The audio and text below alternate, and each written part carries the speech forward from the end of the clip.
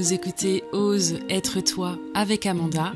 Je suis psychologue et psychothérapeute et je vous propose de partir ensemble à la découverte de notre monde affectif pour développer notre boussole intérieure, gagner en confiance, en autonomie et en liberté et retrouver tout notre potentiel en allant vers une vie équilibrée, dynamique et sereine.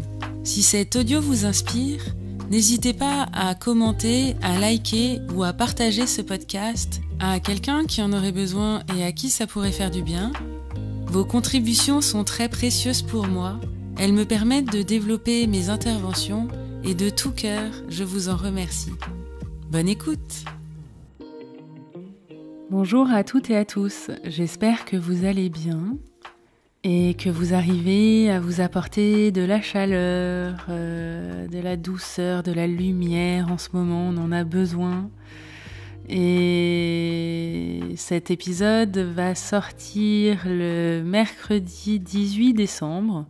Et je tenais à vous dire qu'il ne restait à partir du 18 décembre que 3 jours avant que le jour se mette à rallonger. Parce qu'à partir du 21 décembre, on va retrouver de la lumière. Et j'avais une information à vous faire passer. Si jamais cette période actuelle, la période de fin d'année, des fêtes, est difficile et éprouvante pour vous, cette année, je vous propose un atelier en ligne sur 3 temps. Donc ce sera le vendredi 20 décembre, le vendredi 27 décembre et le vendredi 3 janvier. Donc avant les fêtes, entre Noël et Jour de l'An et après, de 20h à 21h.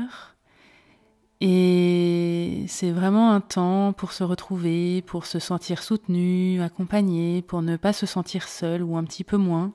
Parce que ce moment de l'année, cette période, elle vient aussi rappeler des choses qui remuent beaucoup, des choses douloureuses, des deuils, des pertes, l'absence, le manque. Forcément, quand tout le monde est à la fête, parfois on peut se sentir en décalage quand il y a des choses qui sont pas faciles pour soi à gérer. Donc j'avais envie de vous proposer un espace en ligne qui soit vraiment un espace soutenant, comme une bulle d'oxygène pour vous pendant les fêtes. Vous retrouverez les infos de cet atelier en description de cet épisode de podcast ou sur mon site internet. Et oui, je vous ai pas donné le titre, ça s'appelle « Survivre aux fêtes avec Amanda ». Ça va me permettre d'introduire le sujet d'aujourd'hui, sujet vaste s'il en est, et je ne sais pas si un épisode de podcast y suffira. Et c'est un sujet qui n'est pas facile à aborder et qui en même temps est très riche et que moi j'aime beaucoup et que j'aborde très souvent en séance parce que ça me paraît fondamental, c'est central. Et ce sujet, c'est celui de la capacité à être seul. Alors, pour ceux qui ont envie d'aller lire sur le sujet, il y a un petit ouvrage de Winnicott, qui est un psychanalyste fabuleux, qui a beaucoup travaillé sur ces questions-là, et c'est assez accessible, c'est assez facile à lire, et ça donne vraiment beaucoup de ressources. Si vous travaillez par exemple avec des enfants, ça peut vous être très utile, ou si vous êtes parent, ou si vous êtes en train d'interroger l'enfant que vous avez été, l'adulte que vous êtes en train de devenir. Voilà, c'est un petit bijou que je pose là, donc ça s'appelle « La capacité à être seul » de Donald Winnicott. Alors, qu'est-ce que c'est la capacité à être seul ? D'abord, on va parler de solitude, évidemment. J'ai choisi de ne pas appeler cet épisode comme ça, parce que solitude, tout de suite, c'est plombant, c'est très lourd. Et ça fait appel à la solitude subie. Et j'avais plutôt envie de vous partager un message encourageant. Il y a récemment une patiente avec qui j'ai fait une séance qui était très éprouvante pour elle parce que elle traverse un moment particulièrement difficile Et elle est en train de faire le tri autour d'elle, dans sa vie, d'assainir son environnement, que ce soit son environnement matériel, mais aussi en termes de relations. Et à la dernière séance, elle était très émue et elle m'a beaucoup touchée. Et de manière très sincère, elle m'a demandé mais vous avez déjà été seule et est-ce que vous avez réussi à dépasser ça, ce moment-là? Et c'était demandé avec une telle sincérité que je lui ai répondu de la manière la plus authentique possible. Et oui, ça m'est arrivé de traverser des moments très difficiles et j'ai appris à être seule et à être bien avec moi, à aimer être avec moi. Et c'est ça que j'ai envie de vous partager dans cet épisode.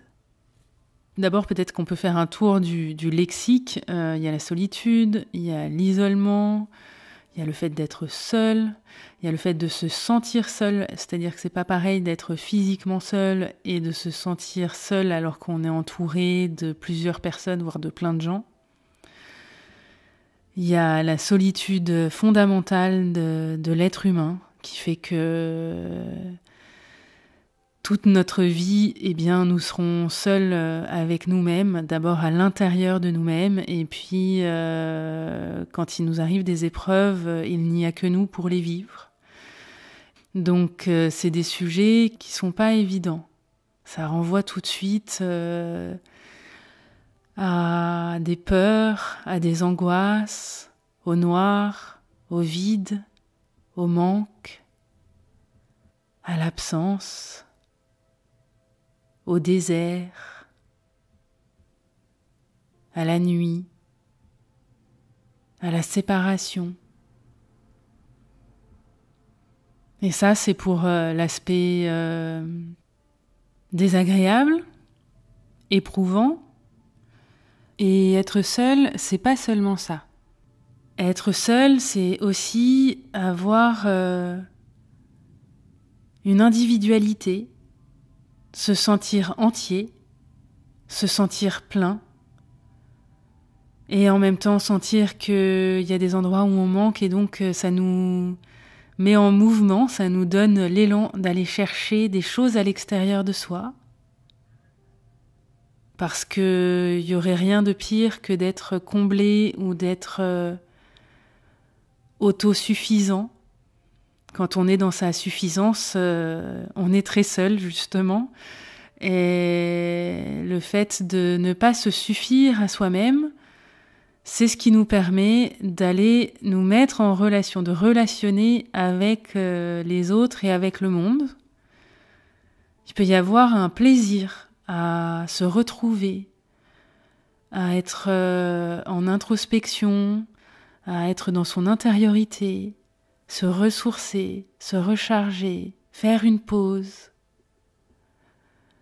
Et vous voyez déjà que dans le ton de ma voix, il y a quelque chose qui change quand je vous décris soit ce qui est assez plombant, ou alors ce qui relève pour moi d'une légèreté, d'une ouverture, d'une liberté. Voilà.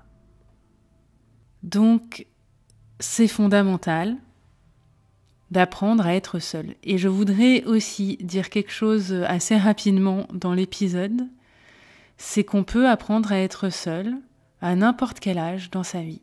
Il n'est jamais trop tard. Ça peut même arriver très tardivement. Donc c'est plein d'espérance ce que je vous dis aujourd'hui, parce que ça s'acquiert. On peut faire des expériences qui nous permettent d'être tranquilles dans le fait d'être avec soi. Parce que je crois que c'est surtout ça. Au-delà du fait d'être seul, c'est apprendre à être avec soi. Et j'y reviendrai parce qu'on est censé apprendre ça dans l'enfance. Évidemment, c'est jamais aussi simple que ça et on va apprendre ça en fait tout au long de notre vie. Ça va être réinterrogé tout au long de notre vie. Et Avant de vous parler de ça, de l'apprentissage, je voudrais vous montrer à quoi ça sert. En passant par qu'est-ce qui se passe quand on n'arrive pas à être seul, quand on ne sait pas être avec soi, être tranquille avec soi. Très souvent, on va utiliser tout un tas de moyens, tout un tas de stratégies pour ne pas se retrouver seul avec soi. Ça va passer par de la consommation, que ce soit des choses consommables ou des objets tels que des écrans, des jeux.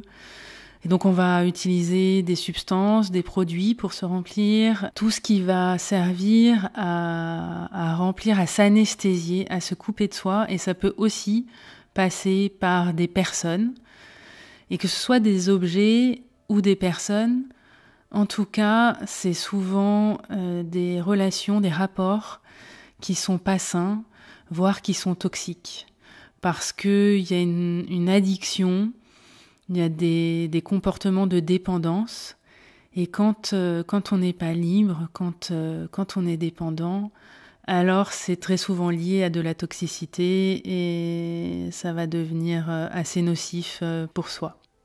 On peut par exemple se mettre en hyperactivité permanente en se perdant dans le travail ou avec ses enfants ou dans des tâches ménagères ou dans une vie sociale exacerbée. Et en fait, le but, c'est de ne jamais s'arrêter, parce que s'arrêter, ça signifierait laisser la place au vide, se retrouver avec soi, se retrouver face à soi. Et il y a quelque chose de très menaçant quand on ne sait pas être seul, dans le fait de se retrouver face à soi. Parce que, évidemment, si c'était juste agréable, alors il n'y aurait pas de problème avec ça. Or, il se trouve qu'il y a des choses douloureuses en nous. Ça, je vous le répète très souvent. Dès qu'on essaye de se protéger des choses qui sont douloureuses à l'intérieur de nous, qu'on ne veut pas ressentir ce qui nous fait mal, ce qui nous fait peur, ce qui est désagréable, ce qui gratte, alors les ennuis commencent. On va mettre en place des stratégies qui vont nous coûter très cher à long terme. Donc l'idée, pour pouvoir être seul, revenir à soi, c'est d'accepter qu'il puisse y avoir des choses qui font mal et qui font peur. Pour pouvoir s'arrêter, pour pouvoir laisser la place à nos pensées ou à nos émotions d'émerger. Je vous disais tout à l'heure que la capacité à être seul, ça s'apprend. Ça s'apprend dans l'enfance. C'est empreint de nos premières séparations dans la vie avec nos parents, à notre naissance et puis durant les premiers mois, les premières années. Par exemple, est-ce que c'était serein? Est-ce que c'était tranquille? Ou au contraire, est-ce que c'était sous fond d'angoisse, voire extrêmement difficile de se séparer? Est-ce qu'il y a eu des choses traumatiques autour de ça? Est-ce que quand vous étiez enfant, vous étiez stimulé? Est-ce qu'on vous laissait de l'espace pour créer, pour jouer, pour vous ennuyer, pour explorer? Est-ce que vos parents, votre entourage aimaient passer du temps avec vous? Est-ce que votre réservoir affectif était suffisamment rempli, vos besoins suffisamment nourris pour supporter les séparations? Et pour vous montrer que c'était agréable de passer du temps avec vous. Souvent, quand j'invite les gens que j'accompagne à développer la capacité à être seuls et à se retrouver avec eux-mêmes, j'ai observé que j'entendais cette réponse. J'ai pas envie d'être avec moi, ça m'intéresse pas. Boum. Ça me fait un effet à chaque fois d'entendre ça, vraiment je trouve ça me pèse lourd d'entendre ça, et je vous assure que j'entends ça très souvent. Ça peut aussi se cacher derrière des phrases comme si c'est pour moi, ça vaut pas la peine. Quand je suis tout seul, je me fais pas à manger parce que ça sert à rien si c'est que pour moi. Et si ça vous parle, si vous vous sentez concerné, j'aimerais vous demander qu'est-ce qui justifie que vous vous traitiez comme ça? Qu'est-ce qui justifie que vous entreteniez une telle indifférence envers vous-même, voire un tel mépris? Et est-ce qu'il vous arrive dans votre vie de considérer des gens de cette manière-là? Si oui, qui est-ce que vous considérez comme ça? Et est-ce que vous avez réellement envie de continuer, vous, à vous traiter de cette manière-là? Imaginez que vous disiez à un invité chez vous, tiens, je t'ai sorti un truc pas foufou du frigo là, parce que moi je suis pas là ce soir, tu manges tout seul. Et donc c'est pas la peine de se casser la tête, voilà, tu mangeras ça, ce sera suffisant. L'autre versant de ce manque d'intérêt pour vous, c'est que si vous n'avez pas envie d'être avec vous, alors la question c'est comment voulez-vous intéresser des gens autour de vous? Si vous vous comportez avec vous comme si vous n'étiez pas digne d'intérêt, il y a de forts risques pour que les gens se comportent avec vous comme si vous n'étiez pas digne d'intérêt, pas digne de respect. Les autres me respectent à la mesure du respect que je m'apporte. Ça, c'est fondamental de comprendre cette dynamique-là. Donc il va être important dans cette question de la capacité à être seul, de développer de l'amour de soi, de l'intérêt pour soi, du respect envers soi, de commencer à se traiter comme son ou sa meilleure amie, comme son enfant, comme son partenaire. Vous êtes le partenaire de votre vie. Tout ce qui va pouvoir développer l'amour de vous, je vous invite à tester, à y aller, à expérimenter, d'apprendre à vous donner plus.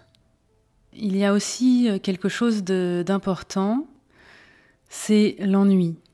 Je dirais que l'ennui est une condition pour pouvoir développer cette capacité. Je sais que tout le monde n'est pas d'accord avec moi, mais savoir s'ennuyer, ça me paraît important. Parce que du manque, de l'ennui, naît le désir. C'est ce qui nous met en mouvement pour aller faire quelque chose. C'est de pouvoir inventer, fabriquer, innover, développer sa curiosité, sa créativité. Et ça, l'ennui, c'est un moteur formidable pour mettre tout ça en place. Donc, attention, tout est une question de dosage, on est d'accord, mais un peu d'ennui, ça permet d'aller chercher des choses qui permettent de ne pas s'ennuyer et qui vont nous permettre de faire plein d'apprentissages. Je vous disais tout à l'heure que la capacité à être seul, ça peut s'apprendre tout au long de la vie et qu'il n'est jamais trop tard. Et très souvent, on me demande « mais comment je fais ça ?» C'est toujours... Vous m'entendez souvent dire ça dans mes podcasts, mais parce que je vous assure que j'entends tellement cette question « mais comment je fais ?» Et j'ai beaucoup de tendresse pour cette question. Donc, comment je fais avec ça? Eh bien, peut-être ça commence par laisser de la place. Justement, je vous parlais d'ennui. Ça commence par laisser des moments de pause, de s'autoriser des pauses. Ça peut commencer, par exemple, par prendre 5 minutes dans votre journée où vous ne faites rien. Pas d'écran, pas de livre, pas de... je sais pas quoi. Rien, voilà. Juste, je me pose avec moi. Et si c'est trop dur 5 minutes, eh bien faites 2 minutes, 3 minutes. Et ça, cette répétition-là, elle va vous permettre de développer des moments de plus en plus longs où vous allez pouvoir vous retrouver avec vous. Donc, l'idée, c'est de pouvoir faire le vide petit à petit, de faire des pauses, d'accepter le vide en fait, d'accepter de vous plonger dans le vide, de contacter à l'intérieur de vous le manque, les espaces, le rien. Et puis aussi, puisque vous allez laisser de la place, faire de la place, alors vous allez pouvoir développer des activités pour vous. c'est-à-dire des choses qui vous font vraiment plaisir, qui sont rien qu'à vous. Des choses que vous aimez faire. Et alors autant je vous encourage à partager plein d'activités avec les gens que vous aimez, autant là, c'est vraiment d'avoir des temps, des espaces où vous faites quelque chose que pour vous. Ça peut être d'être entouré pour le faire, c'est pas le problème. Ça peut être d'aller dans un club ou à un cours, mais en y allant, en étant seul. Vous êtes avec vous. Et de conscientiser que vous vous prenez par la main. Alors on peut voir ça comme l'enfant intérieur qu'on va prendre par la main et qu'on va amener s'amuser, on va l'amener prendre du plaisir, apprendre, etc. Et voilà, vous y allez avec vous. Et de plus en plus, de redécouvrir des moments de joie, des moments d'amusement, de légèreté. Et tout ça, c'est pour aboutir au fait de vous éclater dans la vie. De kiffer votre vie. D'en profiter. D'en faire ce que vous avez envie de vivre. Et ça se met pas en place du jour au lendemain. C'est petit à petit que ça se tisse, que ça se crée. Ça commence quelque part. Vous pouvez aussi faire des expériences telles que aller au cinéma seul, aller déjeuner ou dîner seul au restaurant. Ça, c'est devenu Je fais des dates avec moi-même et j'adore ça. De temps en temps, je fais ça quand j'ai la possibilité et l'occasion. Et c'est vraiment devenu un moment agréable. Très souvent, on a peur du regard des autres sur soi quand on est seul. Alors qu'en fait, la plupart du temps, vous vous racontez rien de particulier sur la personne que vous voyez déjeuner ou dîner seul. Donc ça nécessite de dépasser le regard des autres. Mais voilà, ça peut être de faire des expériences comme celle-là, de partir en vacances seul ou en week-end seul. Et c'est petit à petit, encore une fois. Si c'est trop difficile un week-end, ça commence par un dîner, ou un ciné, ou un spectacle, ou une balade. Voilà, développer de plus en plus des choses que vous faites seul. Et quand vous aurez la possibilité que ce soit une solitude choisie, alors ce sera plus du tout vécu de la même manière. Et surtout, vous prendrez d'autant plus de plaisir à être avec les autres, parce que ce seront des autres que vous avez choisis. Ce ne seront pas des autres qui seront là, que vous utiliserez ou qui seront là pour combler votre vide, pour ne pas vous sentir seul, vous accepter des relations qui sont pas terribles, voire qui sont complètement toxiques, pour ne pas être seul. Ce sera vraiment des choses que vous avez choisies, dont vous avez envie. Ce sera de belles relations, parce que vous aurez pu faire le tri. Et pour terminer, je crois que c'est ça, en fait, qui importe. C'est de retrouver cette liberté. Quand on a la liberté d'être seul, alors on a la liberté d'être en relation. Et pour ça, je voudrais vraiment vous inviter à développer de plus en plus de l'écoute de vous-même. D'écouter, d'entendre ce dont vous avez besoin, ce qui vous plaît, ce qui vous convient pas, ce qui vous plaît pas. Et de respecter ça. Et de ne pas vous résigner à diminuer vos exigences. Soyez exigeants envers vous et pour vous, envers les relations que vous entretenez, pour pouvoir vivre ce que vous avez à vivre le meilleur. C'est en étant exigeant. Et accepter d'être seul, c'est justement ne pas se résigner. Et quand on ne se résigne pas, il y a toujours un moment où notre souhait se réalise. Et pour conclure, il n'y a pas très longtemps, dans une discussion assez profonde et intime, j'ai formulé cette phrase en expliquant que pour moi, Il vaut mieux être seul que mal accompagné, mais il vaut mieux être bien accompagné que seul. Et je vous souhaite de pouvoir développer votre capacité à être seul pour pouvoir être de mieux en mieux entouré et accompagné. Voilà, c'est tout pour aujourd'hui. Je vous souhaite une très bonne journée ou une très belle soirée et je vous dis à très vite.